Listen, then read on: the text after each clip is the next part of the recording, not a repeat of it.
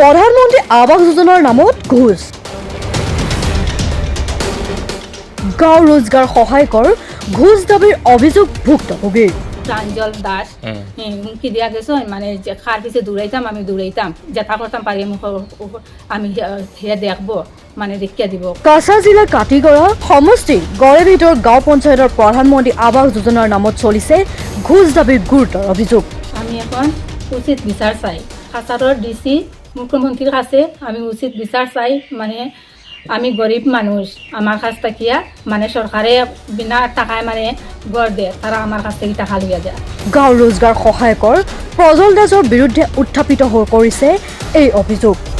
ঘৰ নোহোৱাকৈ ধন উলিয়াবলৈ 40,000 টকা আৰু ঘৰ তৈয়াৰ কৰিবলৈ 25,000 টকা উৎকোচ বিচাৰিছে প্ৰজল দাসে।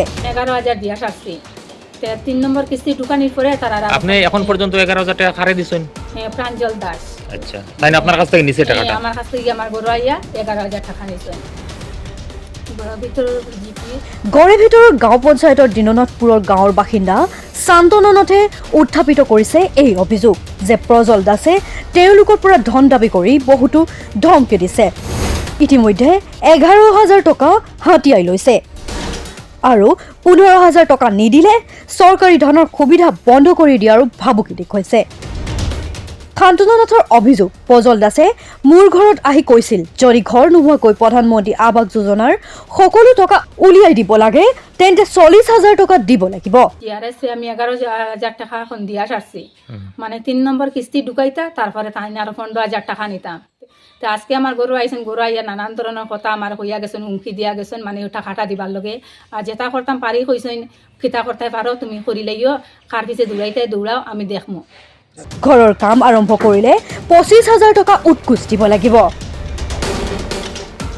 অভিযোগ অনুসৰি প্ৰজল দাসৰ বিৰুদ্ধে আগতো বহুতো দুৰ্নীতিকৰ অভিযোগ আছিল কালিবাৰী গাঁও পঞ্চায়তত থাকোঁতে, কিন্তু অভিযোগৰ বাবে বহু পৰিৱৰ্তন কৰা হৈছিল। কিন্তু দুৰ্নীতি বন্ধ হোৱা নাছিল। বহুতো ৰাইজে তেওঁৰ বিৰুদ্ধে মুখ খুলিবলৈ সাহস নাপায়। অৱশেষত অসহায় হৈ সংবাদ মাধ্যমৰ আগত মুখ খুলিলে শান্তনু নাথে।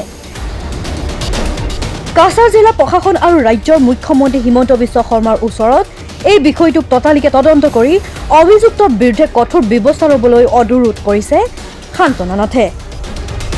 এতিয়া প্ৰশ্ন হৈছে প্ৰশাসনে কি ব্যৱস্থা ল'ব আৰু এনেদৰে দুৰ্নীতি চলি থাকিব নেকি?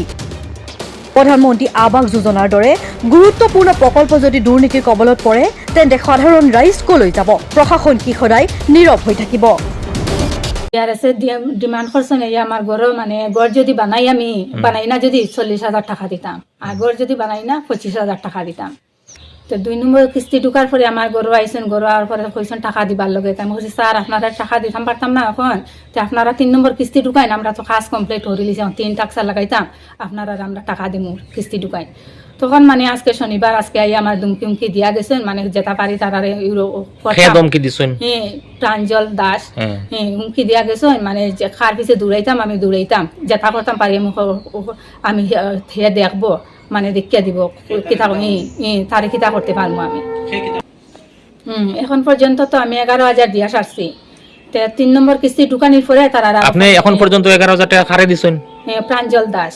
আচ্ছা, তাই না আপনার কাছ থেকে নিছে টাকাটা? আমার কাছ থেকে আমার গরু আইয়া 11,000 টাকা নিছেন। গড়ের ভিতর জিপির জিআরএস আমি 11,000 টাকা এখন দিয়া সারছি মানে 3 নম্বর কিস্তি ঢুকাইতা তারপরে তাই আরো 15,000 টাকা নিতাম।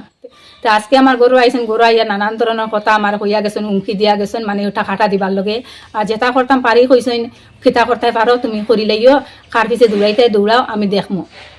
আমি এখন উচিত বিচার চাই কাছাৰৰ ডিসি মুখ্যমন্ত্রীর কাছে আমি উচিত বিচার চাই মানে আমি গরিব মানুষ আমার কাছ থেকে মানে সরকারে বিনা টাকায় মানে গড় দেয় তারা আমার কাছ থেকে টাকা লইয়া যায়।